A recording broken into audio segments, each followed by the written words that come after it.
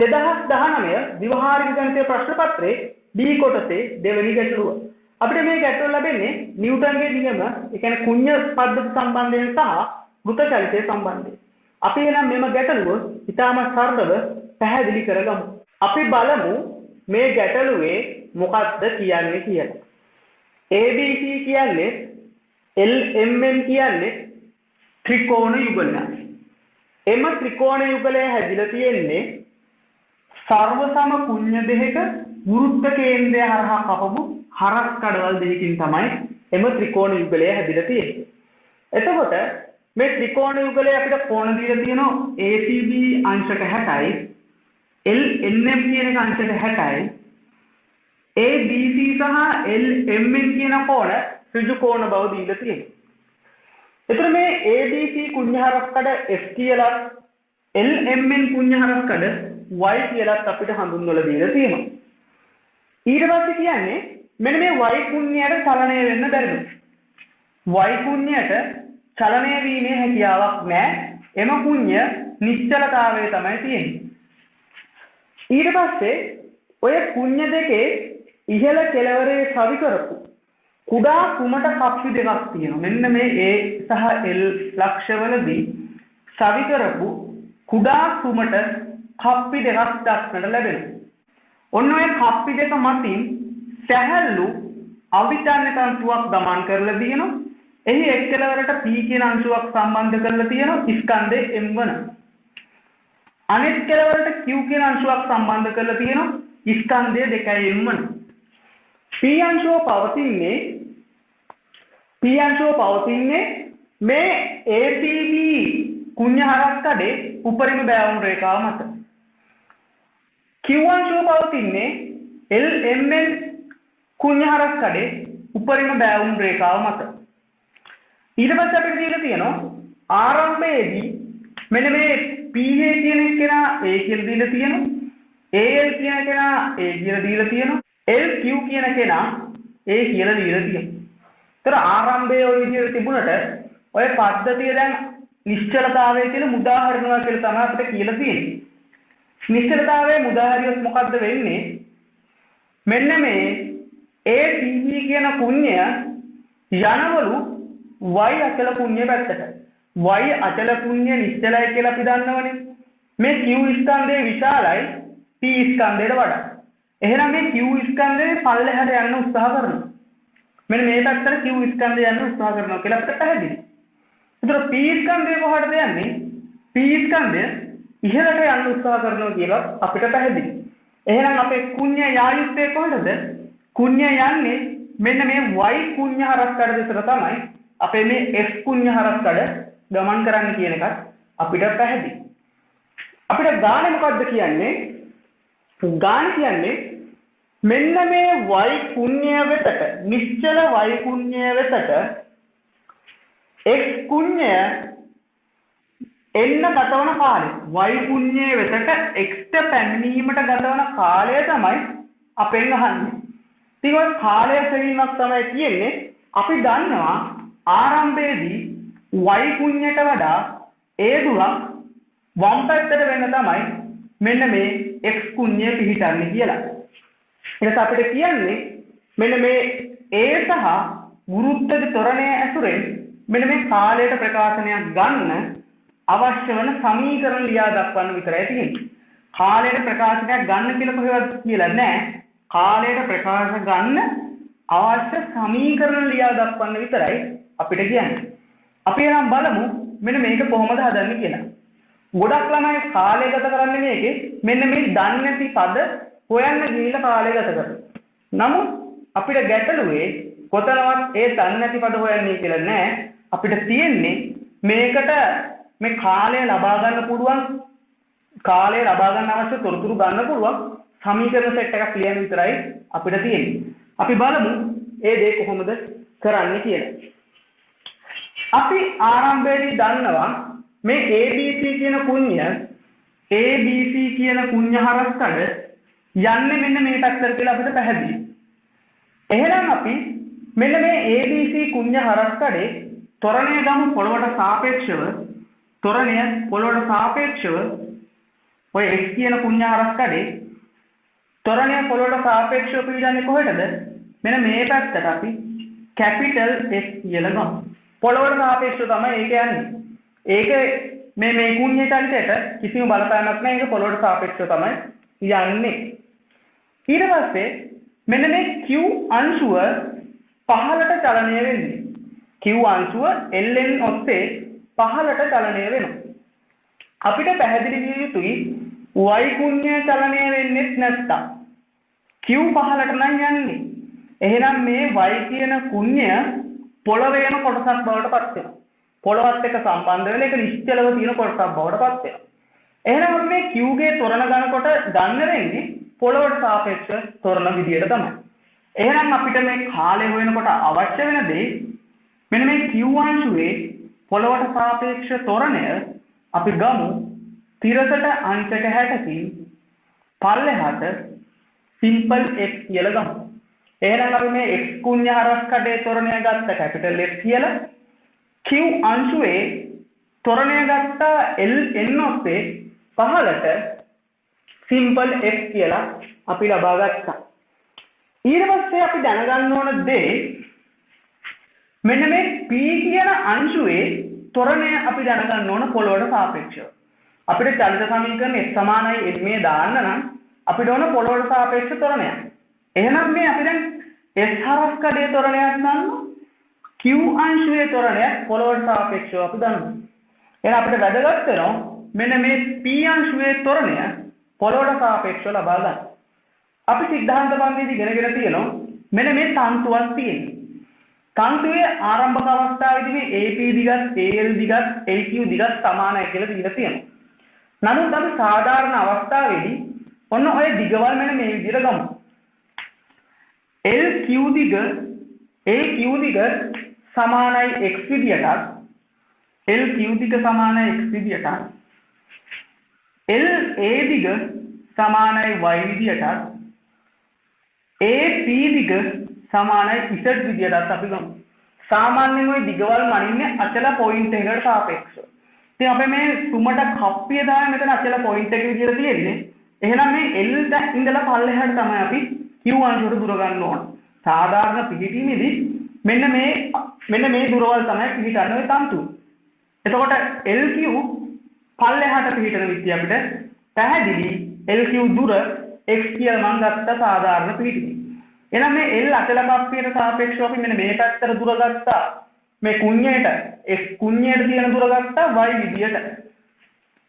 A ඉඳලා මෙන්න මේ p අංශුවට සාධාරණ මොහොතේ තියෙන දුර z විදියට ගත්තා. p a l q කියන්නේ තන්තුව. p a l q කියන්නේ අපේ තන්තුව. මේ තන්තුවේ දිග වෙනස් වෙන්නේ නැහැ. මේක කොහොම චලිත වුණත් තන්තුව ඇදෙන්නේ මුකුත් නැහැ. අවිතන්‍ය තන්තුවක් හින්දා මේක දිග වෙනස් වෙන්නේ නැහැ. එහෙනම් අපිට පැහැදිලි මේ s කියන දිගයි y කියන දිගයි z කියන දිගයි එකතු කරාට පස්සේ අපිට නියත අගයක් තමයි එන්නේ කොහොම කරන්නේ. s ට මොන අගය ආවත් y ට මොන අගය ආවත් z ට මොන අගය ආවත් නියත අගයක් තමයි එන්නේ. හේතුව මෙන්න මේ දිගෙන් එන්නේ අපේ මේ තන්තුවේ දිග කියන කෙනා තමයි අපිට ලැබෙන්නේ. ඊට සිද්ධාන්ත පන්තිති මේ වගේම හදන හැටි ඉගෙනගෙන තියෙනවා. මොකද්ද කරන්නේ? අපි මෙන්න මේ කියන එක කාලය විශේෂ එක සැරයක් අවකලනය කරගමු. අපි දන්නවා කාලය විශේෂ එක සැරයක් අවකලනය කරොත් s කියන එක අවකලනය කරොත් s dot කියලා ප්‍රවේගය ලැබෙනවා. y කියන එක අවකලනය කරොත් y dot කියලා ප්‍රවේගය ලැබෙනවා. z අවකලනය කරොත් z dot කියලා ප්‍රවේගය ලැබෙනවා. මෙතන නියතයක් අවකලනයක් තියෙන්නේ බිඳුවක් බවට පත් වෙනවා. ඊට පස්සේ මට s dot ප්‍රවේග නෙමෙයි ඕන මට ඕන ත්වරණ. දැන් ත්වරණ කොහොමද ගන්නෙ? මම මෙන්න මේක තව සැරයක් t විශේෂයෙන් අවකලනය කරගන්නවා. කාලය විශේෂයෙන් අවකලනය කරනවා. එතකොට s double dot කියන ත්වරණය හම්බ වෙනවා. y double dot කියන ත්වරණය හම්බ වෙනවා. z double dot කියන ත්වරණය අපිට හම්බ වෙනවා බිඳුවයි කියලා. බිඳුවයි කියලා හම්බ වෙනවා. එතකොට මේ x double dot කියන්නේ කවුද? s double dot කියන්නේ lq දිග. lq දිගෙන් අපිට ත්වරණයක් ඇවිල්ලා තියෙනවා. එතකොට මේ q අංශුව චලිත වෙන්නේ කාටවත් සාපේක්ෂව නෙමෙයි පොළොවට සාපේක්ෂව චලිත වෙන්නේ. හේතුව මේක මේ කුඤ්ඤේ හරස් කඩේ ඉහළ බෑවුම් රේඛාව මත තියෙන්නේ මේ y කියන කුඤ්ඤ නිශ්චලයි. අනේ හේතු හින්දා තමයි මෙන්න මේ q කියන අංශුව පොළවට සාපේක්ෂව චලිත වෙන්නේ. එහෙනම් අපිට මේ x කියන දුර ආශ්‍රයෙන් ඇවිල්ලා තියෙන්නේ q අංශුවේ පොළවට සාපේක්ෂ ත්වරණය. q අංශුවේ පොළවට සාපේක්ෂ ත්වරණය. ඒතර y ගෙන් ඇවිල්ලා තියෙන්නේ මොකද්ද? y ගෙන් ඇවිල්ලා තියෙන්නේ අපි දුර මැන්නේ L සිට A පැත්තට. එහෙනම් y ගෙන් එන්නේ මේ ABC කියන කුඤ්ඤ හරස් කඩ නැත්නම් මේ x කියන කුඤ්ඤ හරස් කඩේ පොළොවට සාපේක්ෂ ත්වරණය තමයි අපිට ඔය ඇවිල්ලා තියෙන්නේ. හැබැයි වැදගත්ම තේ දිශාව මෙන්න මේ පැත්තට තමයි අපි ඔය අරන් තියෙන්නේ. දිශාව අරන් තියෙන්නේ L සිට A පැත්තට තමයි අපි අරන් තියෙන්නේ. ඒතර x ගෙන් එන්නේ q ගේ පොළොවට සාපේක්ෂ ත්වරණය. y ඩබල් ඩොට් එන්නේ පොළොවට සාපේක්ෂව x ගේ ත්වරණය. එතකොට මේ z ඩබල් ඩොට් ගෙන් එන්නේ කවුද?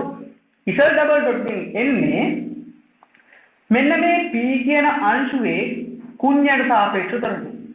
ඇයි කුඤ්ඤයට සාපේක්ෂ ත්වරණය වෙන්නේ? මේ කුඤ්ඤය චලනය වෙන කුඤ්ඤයක්නේ. මේ x කියන කුඤ්ඤ හරස් කඩ චලනය වෙනවා. චලනය වෙන කුඤ්ඤ හරස් කඩේ තියෙන මෙන්න මේ p අංශුව චලිත විය යුත්තේ ඒ කුඤ්ඤ හරස් කඩට සාපේක්ෂව. එහෙනම් අපි මේ z ඩබල් ඩොට් විදියට අරන් තියෙන කවුද?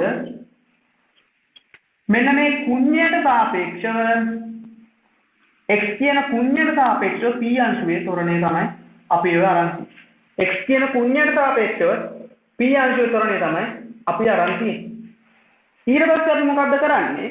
අපි දැන් ත්වරණ ටිකක් දන්නවා. ත්වරණ සෙට් එක දන්නවා. දැන් මොකද්ද කරන්නේ? මට මේ z කියන කෙනා තමයි ඕන. z කියන කෙනා ආශ්‍රයෙන් මට හොයාගන්න ඕන. මෙන්න මේ p අංශුවේ පොළවට සාපේක්ෂ ත්වරණය තමයි මගේ ගෝල් එක. මෙන්න මේ p අංශුවේ පොළවට සාපේක්ෂ ත්වරණය හොයාගන්න. එහෙනම් අපි මෙතනින් දන්න දේ උක්ත කරගමු. මෙතන z කියන්නේ කවුද? z ඩබල් ඩොට් සමානයි ඍණ x ඩබල් ඩොට් ඍණ y ඩබල් ඩොට් විදියට අපිට ලැබෙනවා. ඔබට අනිවාර්යෙන් වැටහෙ යුතුයි මෙන්න මේ දේ. අපි මේ z ඩබල් ඩොට් අරන් තියෙන්නේ මොන දිශාවටද? A සිට තමයි අපි දුර මැනලා තියෙන්නේ. A සිට දුර මැන්න නම් මේ z ඩබල් ඩොට් ත්වරණය ක්‍රියාත්මක වෙන්නේ මෙන්න මේ A සිට පල්ලෙහාට. AC බැවුම් රේඛාව ඔස්සේ A සිට තමයි ක්‍රියාත්මක වෙන්නේ. නමුත් අපි දන්නවා මෙන්න මේ p කියන අංශුව ගමන් කරන්නේ කොහෙටද? q අංශුව පල්ලෙහාට යනවා නම් p අංශුව ගමන් කළ යුත්තේ කුඤ්ඤ දිගේ ඉහළට. එහෙනම් අපිට දැනටමත් පැහැදිලි විය යුතුයි අපිට ඕන මේ z ඩබල් ඩොට් නෙමෙයි z ඩබල් ඩොට් ගේ ඍණාගය. ඒ මොකද හේතුව? මෙන්න මේ p අංශුව චලිත වෙන්නේ උඩහට. එහෙනම් මේ ඍණ z ඩබල් ඩොට් ගත්තොත් අපි ලබාගත් දිශාව ප්‍රතිවර්තය කරලා අනිත් පැත්තට දාන්න පුළුවන්. එහෙනම් ඍණෙන් බෙදුව සමීකරණය s ඩබල් ඩොට් ධන y ඩබල් ඩොට් විදියට ලැබෙනවා. මෙතන s ඩබල් ඩොට් කියන්නේ කවුද? s ඩබල් ඩොට් කියන්නේ පොළවට සාපේක්ෂව q අංශුවේ ත්වරණය. ඉතින් අපි දන්නවා q අංශුව චලනය වෙන්නේ පල්ලෙහාට. අපි මේ x ඩබල් ඩොට් එකෙන් ආපු ත්වරණයක් දෙන්නේ a සිට පල්ලෙහාට. එහෙනම් අපිට මේ x ඩබල් ඩොට් වෙනුවට දාන්න පුළුවන් සිම්පල් x කියලා දාන්න පුළුවන්. y ඩබල් ඩොට් කියන්නේ කවුද? x කියන කුඤ්ඤ හරස් කඩේ ත්වරණය මෙන්න මේ L සිට A පැත්තට තමයි හැබැයි අපිට ඇවිල්ලා තියෙන්නේ. එහෙනම් මේ y ඩබල් ඩොට් ගෙන් ඉන්නේ මේ පැත්තට ත්වරණය අපි ගත්තේ මේ පැත්තට ත්වරණය. එහෙනම් අපිට පැහැදිලි විය යුතුයි මේ y ඩබල් ඩොට් ගේ ඍණාගයෙන් තමයි මෙන්න මේ x කියන ත්වරණය ලැබෙන්නේ. y ඩබල් ඩොට් ගේ ඍණාගය. අපි y ඩබල් ඩොට් එන්නේ මේ පැත්තටනේ. අපි උන අනිත් පැත්තට. එහෙනම් මේ y ඩබල් ඩොට් ගේ ඍණාගයෙන් තමයි x කියන ත්වරණය අපිට ලැබෙන්නේ උත්තේ. එහෙනම් y ඩබල් ඩොට් කියන්නේ කවුද? ඍණ x කියන එක අපිට පැහැදිලි වෙන්න ඕන. y ඩබල් ඩොට් කියන්නේ ඍණ කැපිටල් x. එහෙනම් මෙතන අපිට ඍණ කැපිටල් x දාන්න පුළුවන්. එහෙනම් අපි ගත්තා කවුද?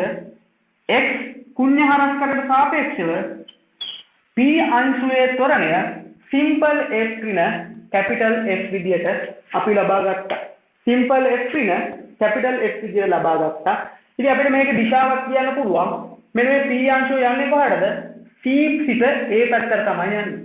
අපිට දිශාව කියන්න පුළුවන් මෙන්න මේ විදියට අංශක 60කින් ආනතව උඩහට තමයි ගමන් කරන්නේ.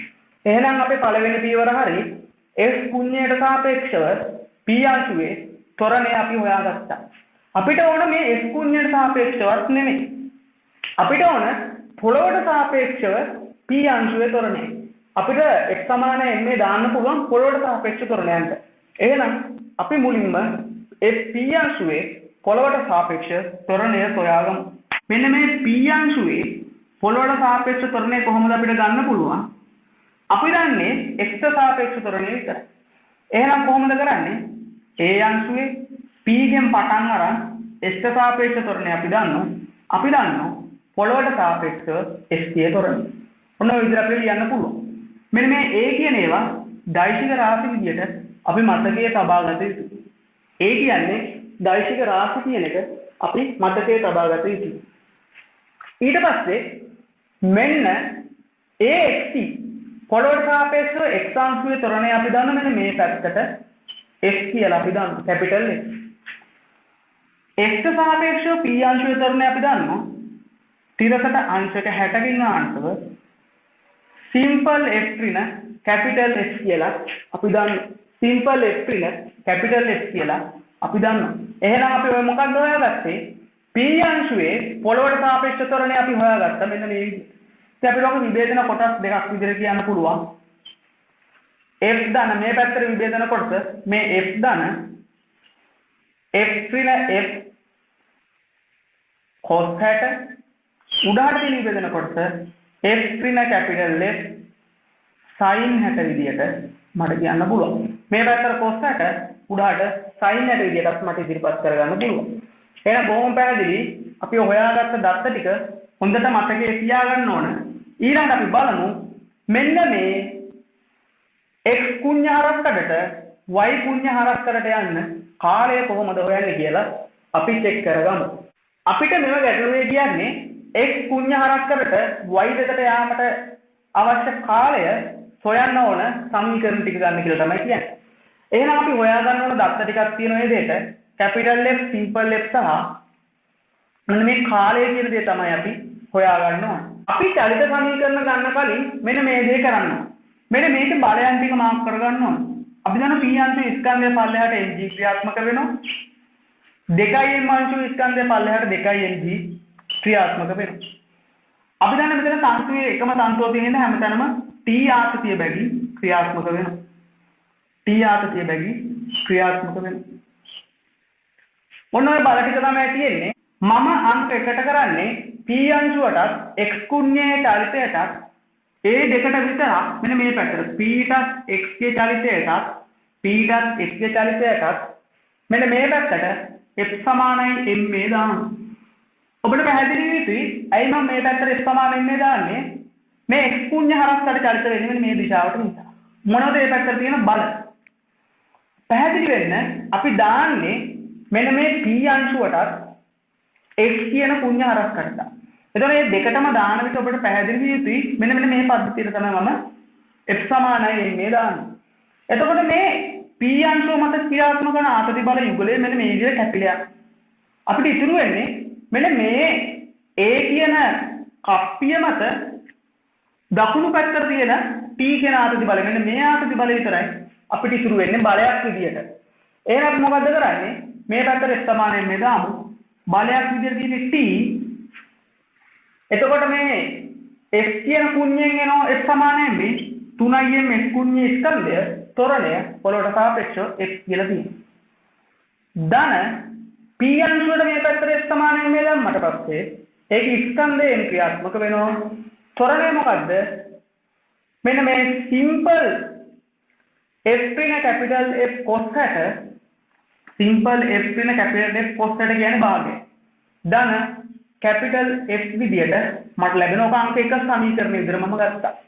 simple f ඍණ capital F බෙදීම 2 ධන capital F විදියට මට අංක 1ට සමීකරණයක් ලැබෙනවා. ඒකේ ඔබ පැහැදිලි වෙයි කිසිසේත් නොව මේ ගැටලු විසඳනකොට මෙන්න මේව සුළු කරන්න යන්න එපා කොහොමවත්. ඔන්න ඔය විදිහට සමීකරණ ටික ලියන්න වෙන්නේ. සුළු කිරීම අනවශ්‍යයි. ඊට පස්සේ මොකද කරන්නේ? මෙන්න මේ p අංශුවට විතරක් තිරසට අංශක 60කින් ආනත උඩට f සමානයි ma දානවා. ඉතින් p අංශුවට දානකොට අපි දන්නවා මෙන්න මේ p අංශුව විතරයි මම දාන්නේ. t කියන ආතති බලය තියමු. මෙන්න මේ ස්කන්ධේ අපි දන්න මෙතන අංශක 60 නම් මෙතන අංශක 30යි. ඒකෙන් සංරචකයක් වෙනවා mg cos 30 කියලා සංරචකයක් එක්ක. සමානයි m වතාවක් මේ දිශාවට තියෙන ත්වරණය මොකද්ද? මෙන්න මේ විදිහට තමයි අපිට පොළොවට සාපේක්ෂව p අංශයේ ත්වරණය තිබුණේ. x ඍණ f මෙහෙට f තිබුණා. මෙතන අංශක 60ක් තිබුණා. එහෙනම් f ඍණ f ධන මෙන්න මේ f කැපිටල් S කියන සංරචකයක් කියනවා f cos 60 කියලා. f cos 60 කියන්නේ f බෙදීම දෙකයි. මොන අංක දෙක සමීකරණය? ඔය සුළු කරන්න අනවශ්‍යයි. සුළු කිරීම අනවශ්‍යයි. ඔය විදිහටම තියෙන්න අරින්න. එච්චරයි කතාව. ඔය විදිහට තියෙන ඊට පස්සේ කිසි ප්‍රශ්නයක් නැතුව අපිට ඔක සුළු කරගන්න පුළුවන්. එතකොට අපි මෙන්න මේ p සහ x කියන කුණ්‍යයට සහ අංශුවට අපි දාලා එක සමීකරණයක් ගත්තා. p අංශුවට තනියෙන් දාලා තව සමීකරණයක් ගත්තා. ඊළඟට මොකද අපි කරන්නේ? මෙන්න මේ q අංශුවට ඒ බැවුම් රේඛාව ඔස්සේ x සමානයි m දාමු. මෙන්න මේ q අංශුවට මේ අංශක 60කින් ආනත දිශාව ඔස්සේ f සමානයි m දාමු. අපිට ලැබෙනවා මෙන්න මේ 2mg ස්කන්ධයෙන් එම දිශාවට තියෙන විභින්න කොටස 2mg cos 30. අපිට පැහැදිලි ආර්ථි බලය තියෙන උඩහට එහෙනම් ඍණ t බවට පත් සමානයි 2m වතාවක් ඒ දිශාවට තියෙන ත්වරණය මොකද්ද? මෙන්න මේ අංශුවේ අපි හොයාගත්ත සිම්පල් x කියන 2m x බවට පත් වෙනවා. එහෙනම් අපි ඒක අංක 3 සමීකරණය විදිහට දාගමු. එහෙනම් අපි pq අංශු වලටත් x කුණ්‍ය හරස්කටත් x සමානයි m දාලා චලිත සමීකරණ 3ක් ගත්තා. අපිට පැහැදිලි අපි මේවා නොදන්න පද මොනවද තියෙන්නේ? p දන්නේ නැහැ, කැපිටල් f දන්නේ නැහැ, සිම්පල් f දන්නේ නැහැ. එහෙනම් අපිට නොදන්නා පද 3යි සමීකරණ 3යි ඕක විසඳලා අපිට ඔන්න ඔය කියන්නව නොදන්නා පද හොයාගන්න පුළුවන්. නමුත් අපිට මේවා ගැටලු වෙන්නේ ඔය නොදන්නා පද නම් අහන්නේ නැහැ. අපිට සමීකරණ 3 ලියා දක්වන්න විතරයි තියෙන්නේ. අපි බලමු ඊළඟට මොකද කරන්න පුළුවන් කියලා. අපිට මෙම ගැටලුවේ අපේ ගෝල් එක උනේ මොකද්ද? මෙන්න මේ x කුණ්‍ය හරස්කඩ y ට යන කාර්යය හොයාගන්න තමයි අපිට ඕනේ. ආරම්භයේදී මේ පද්ධතිය නිශ්චලතාවයෙන් උදාහරණ විට මේ x සහ y අතර දුර අපි a කියලා දන්නවා. එහෙනම් හරිම ලේසි වැඩක් තියෙන්නේ. s ගේ ආරම්භක ප්‍රවේගය බිඳුවයි කියලාත් අපි දන්නවා. ඇයි නිශ්චලතාවයෙන් තමයි පද්ධතිය අතාරින්නේ. මොකද්ද අපි කරන්නේ? මෙන්න මේ x කුණ්‍ය හරස්කඩට තිරසට x සමානයි ut ධන භාගයයි at වර්ග දාන. අපි t කියලා ගන්නෙ මේ x ට y වෙතට ළඟා වීමට ගත වන කාලය. එහෙනම් s කියන්නේ මොකද්ද? a දුරක් තමයි යන්න ඕන. u බිඳුවයි ආරම්භ ප්‍රවේගය බිඳුවයි භාගයයි a කියන්නේ ත්වරණය පොළොවට සාපේක්ෂ ත්වරණය කැපිටල් S. t වර්ග මේකේ කාලයේ වර්ග. එහෙනම් අපිට ලැබෙනවා a සමානයි භාගයයි st වර්ග කියලා. එහෙනම් ඔන්න ඔය කියන චලිත සමීකරණේ අපි f දන්නවනම් ඔය t කියන එක හොයාගන්න පුළුවන්. ඉතින් f අපිට හොයාගන්න පුළුවන් මේ 1 2 3 සමීකරණ සමගාමීව විසඳලා අපිට f කියන කෙනා හොයාගන්න පුළුවන්. එහෙනම් ඔන්න ඔය විදිහට ඔය කොටස අවසන් වෙනවා. අපි එහෙනම් ඊළඟ කොටස බලමු. අපිට මෙම ගැටලුවේ b කොටස ලැබෙන්නේ වෘත චලිතය ආශ්‍රයෙන්. අපි එහෙනම් මේ වෘත චලිතය කොටස ඉතාමත් පැහැදිලිව සාකච්ඡා කරගමු. අපිට ගාන මුලින්ම කියන්නේ මෙන්න මේ a b c d e කියන්නේ බටයක්ලු. මෙතන e තියෙනවා, මෙතන බටයක් කියලා තමයි ඔය කියන්නේ.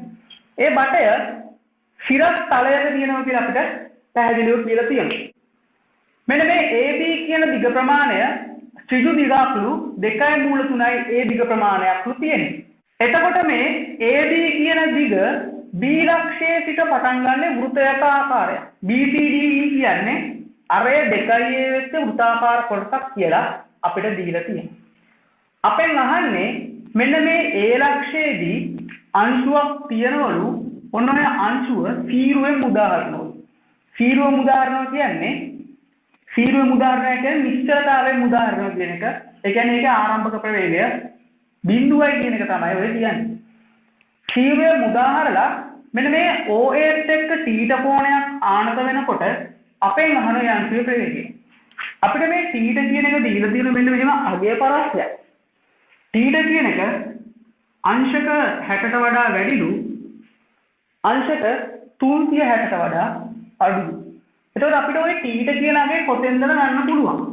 අපිට පැහැදිලි මේක ආරම්භයේ දීලා තියෙනවා මේ AOB කියන එක අංශක 60යි කියලා. එහෙනම් අපිට මෙන්න මේ θ කෝණය මෙන්න මේ කෝණයට වඩා වැඩි කෝණයක් විය යුතුමයි. ඔය කෝණයට වඩා වැඩි කෝණයක් විය යුතුයි.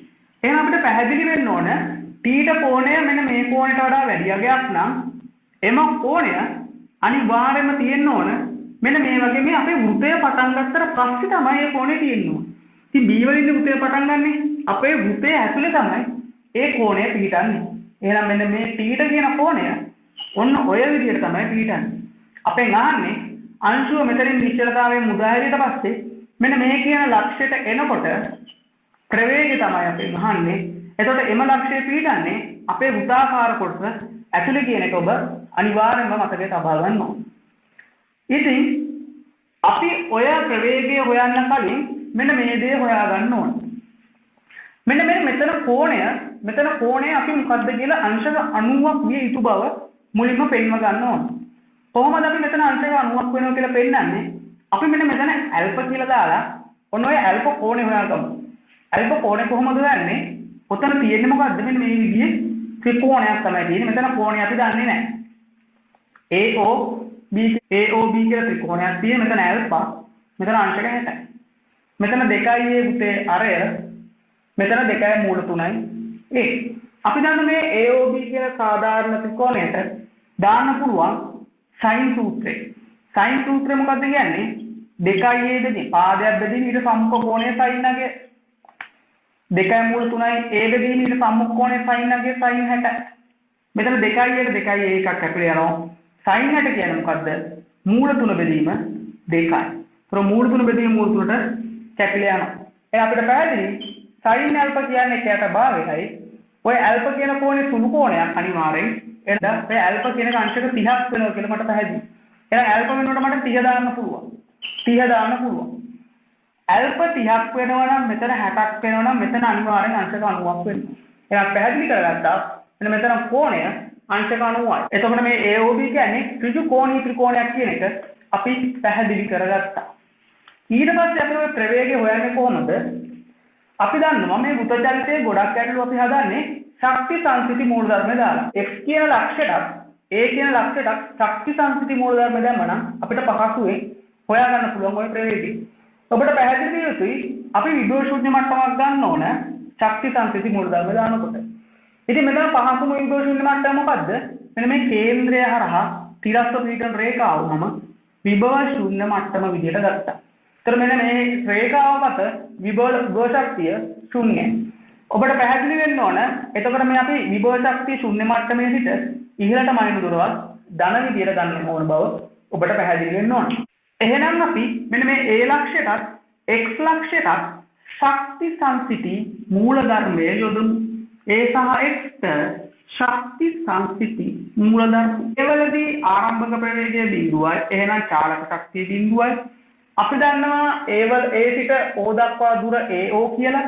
එහෙනම් mg වතාවක් AO කියලා විභව ශක්තියක් ඇති වෙනවා. ඒක ධන හේතුව O ගෙන් ඉහළට මයින් විභවයන් ධන බවට පත් වෙනවා. අපි දන්නවා x වලදී ප්‍රවේගය භාගයයි mv වර්ග කියලා. අපි දන්නව නේද x වලදී තියෙන දුර O සිට තියෙන දුර මොකද්ද? මෙන්න මේක t නම් මෙතන t වෙනවා 2a cos θ. එහෙනම් mg වතාවක් 2a cos θ තමයි එතන විභව ශක්තිය බවට පත් වෙන්නේ. පැහැදිලි m කැපිලා යනවා. මෙන්න මේ AO අපි හොයාගන්න අපිට පුළුවන් AOB ත්‍රිකෝණයෙන් sin 30 ගන්න. sin 30 කියන්නේ කවුද?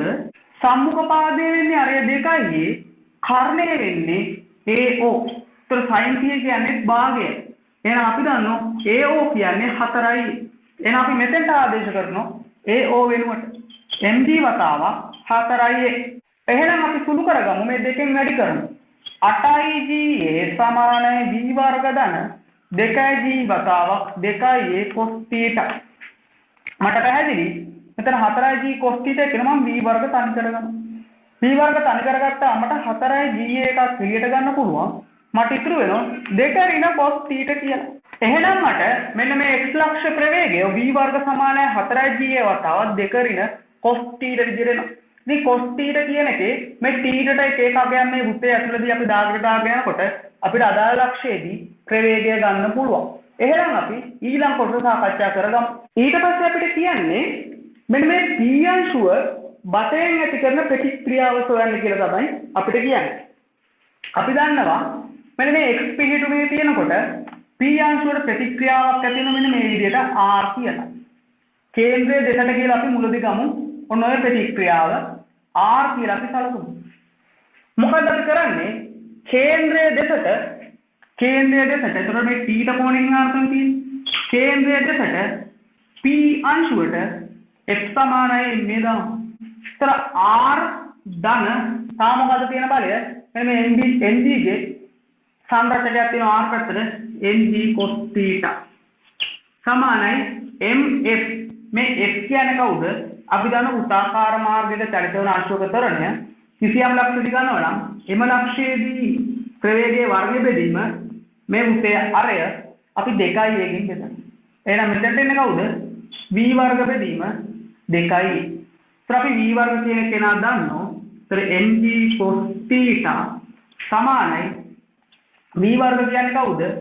4යි ga වතාවක් 2 ඍණ cos θ බෙදනෝ 2යි. ඒට ඒ කැපිලා යනවා දෙකට දෙක කැපිලා යනවා. ඉතුරු වෙන්නේ 2යි mg වතාවක් 2 ඍණ cos θ. මම වරහන් කුඩු කරනවා 4යි mg ඍණ 2යි mg cos θ. එතන මේ mg මේ පැත්තට ගියා ඍණ mg cos θ වෙනවා. r සමානයි මම mg එකක් පිටර ගත්තොත් 4 ඍණ 3යි cos θ විදියට මට ලැබෙනවා. 4 ඍණ 3යි cos θ විදියට මට ලැබෙනවා. එතකොට අපි ඔන්න ඔය r කියන ප්‍රතික්‍රියාව හොයාගත්තා මේ වෘත්තාකාර බටය තුල චලිත වෙනකොට. ඊට පස්සේ අපිට කියන්නේ මෙන්න මේ p අංශුව දැන් මෙහෙම බටේ දිගේ ඇවිල්ලා මෙන්න මේ b ලක්ෂය පසු කරනකොට ප්‍රතික්‍රියාව වෙනස් වෙනවා කියලා පෙන්නන්නලු. එහෙනම් අපි හොයාගන්න ඕන මෙන්න මේ බටය b අංශුව පසු කරන්න කලින් ප්‍රතික්‍රියාව මොකක්ද කියලා. මෙන්න මේ වගේ ලක්ෂයකදී සාධාරණ ලක්ෂයකදී ප්‍රතික්‍රියාව බටෙන් ඇති කරන ප්‍රතික්‍රියාව අපි දන්නවා මේ පැත්තට ක්‍රියාත්මක වෙනවා. අපි දන්නවා ප්‍රතික්‍රියාව තියෙන්නේ බටේට ලම්බව මේ පැත්තට. එතකොට මේක චලිත වෙන්නේ ඔය තලයටත් ලම්බක තලයට. අපි දන්න මෙතන අංශක 30යි. එහෙනම් මෙතන ක්‍රියාත්මක වෙන කෝණය කීයද? මෙතන අංශක 30යි කියලා මට පැහැදිලි වෙනවා. මෙතන තමයි මේ අංශුවේ ස්කන්ධය ක්‍රියාත්මක වෙන්නේ පල්ලෙහාට. ස්කන්ධය පල්ලෙහාට ක්‍රියාත්මක වෙනවා. අපි කොහොමද මෙන්න මේ S කියන කෙනා හොයාගන්නේ? ඉතාමත් සරලව හොයාගන්න පුළුවන්. ඔය S පැත්තට F සමානයි ma දාමු. S පැත්තට F සමානයි ma දැම්මට පස්සේ බලමනවද S ඉන්නෝ මෙන්න මේ ස්කන්ධේ S පැත්තට තියෙන සංරචකය. මෙතන අංශක තියෙනවා මෙතන අංශක 60. mg cos 60. අපි දන්න මේකේ චලිතය S පැත්තට තොරණේ බිඳුව. දැන් m වතාව බිඳුව කියනවා S සමානයි mg cos 60 කියන භාගය. S කියන කෙනා අපිට mg බෙදීම 2යි. ඒ කියන්නේ මේ බටය ඇතුලේ ඍජු බටය ඇතුලේ මෙන්න මේ p අංශුව චලිත වෙන විට එහි ප්‍රතික්‍රියාව බටෙන් ඇති කරන ප්‍රතික්‍රියාව mg බෙදීම 2යි. අපිට කියන්නේ මේ b පහු කරනකොටම ওই දේ වෙනස් වෙනවා කියලා පෙන්නනවා. එහෙනම් අපි දන්නවා ওই බටය ඇතුලේදී ඕනම දැනක ප්‍රතික්‍රියාව මේ විදිහට තියෙනවා. b ලක්ෂයට ආසන්න වන විදිහට ප්‍රතික්‍රියාව තමයි මේ mg බෙදීම 2. b ට ආසන්න b පහු කරලා නැහැ. b කිට්ටුව ඉන්නකොට mg බෙදීම 2ක් තියෙනවා. එයි මෙන්න මේක දිගේ එනකොට ප්‍රතික්‍රියාව mg බෙදීම 2යි. b ට කිට්ටුව ඊටාම කිට්ටුව ඉන්නකොට ඔය mg බෙදීම 2 තියෙනවා. අපි බලමු b පහු කරාට පස්සේ ප්‍රතික්‍රියාව මොකක්ද? b පහු කරනවා කියන්නේ අපි ගමු b ලක්ෂය. b ලක්ෂයේදී ඔය t ට කියන කෝණය අංශක 60යි. මේ පයි බෙදීම 3 තමයි b ලක්ෂයේදී ඔය t ට. එහෙනම් t ට සමානයි අංශක 60ක් වෙනකොට මෙන්න මේ r ගේ අගය අපි හොයමු. mg වතාව 4 ඍණ cos 60 කියන්නේ 3 බෙදීම 2යි. මට පැහැදිලි r එන්නේ 8යි 5යි mg බෙදීම 2යි. එහෙනම් අපේ r එන්නේ 5යි mg බෙදීම 2ක්. නම් මට පැහැදිලි b ලක්ෂයේදී මෙන්න මේ r කියන ප්‍රතික්‍රියාව 5යි mg බෙදීම 2ක් වෙලා. b ට එන්න මොහොතකට කලින් mg බෙදීම 2යි. එහෙනම් අපිට කියන්න පුළුවන් මෙන්න මේ අංශුව b පසු කරන විට එහි ප්‍රතික්‍රියාව වෙනස් වෙනවා. මොකක්ද ප්‍රතික්‍රියාව? mg බෙදීම 2 ඉඳලා 5යි mg බෙදීම 2ට. ඊළඟ කාරණය අපි දන්නෝ මේ r ප්‍රතික්‍රියාව තියෙන්නේ මෙන්න මේ වෘතයේ කේන්ද්‍රයේ දෙසට කියලා අපි දන්නවා. එහෙනම් මේ a වල ඉඳලා b ට එනකම්ම තිබුණේ කේන්ද්‍රයෙන් ඉවතට මේ. එළියට තමයි ප්‍රතික්‍රියාව තිබුණේ. එහෙනම් b පහු කරලා වෘතයට යන විටම ප්‍රතික්‍රියාවේ දිශාව මාරු වෙනවා කේන්ද්‍රයේ පැත්තට. එහෙනම් අපිට කියන්න පුළුවන් ප්‍රතික්‍රියාවේ විශාලත්වය සහ විශාල මාරු වී ඇත කියලා කියන්න පුළුවන්. එහෙනම් ඔන්න ওই විදිහට වෘත චලිතයේ ගැටලුව අවසන් කරන්න පුළුවන්.